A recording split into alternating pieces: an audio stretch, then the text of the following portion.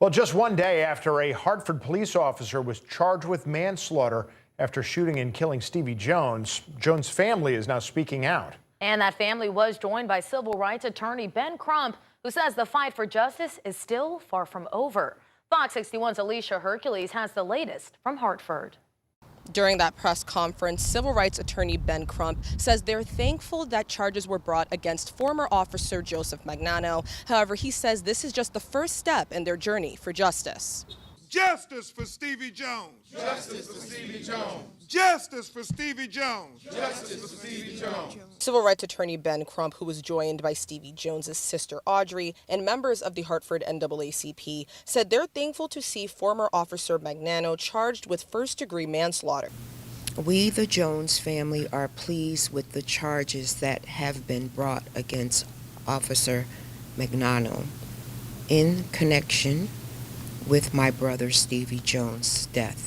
Back in February, police were called to Blue Hills Avenue after Audrey reported Jones was having a mental health crisis. He had cut himself and already had a knife in his hand.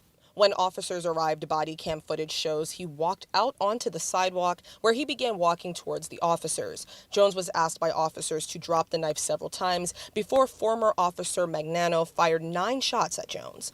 Crump says Magnano's actions were unacceptable.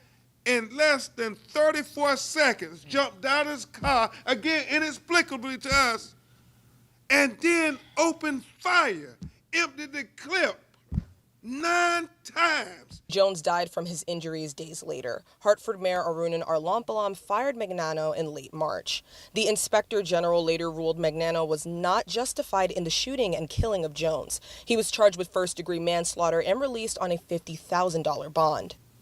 We are very grateful for the Inspector General doing a thorough, concise investigation.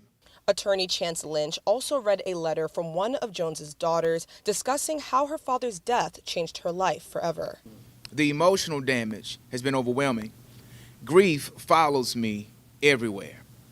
Some days it feels impossible to escape the anger, confusion, heartbreak, and questions that still remain. Crump says this experience has been difficult for not just Jones's children, but also his sister, who called 911 the day of the shooting. She's really been tormented because she called 911 trying to get help for her brother, and she just is in agony saying, if I wouldn't have called, my brother would still be living.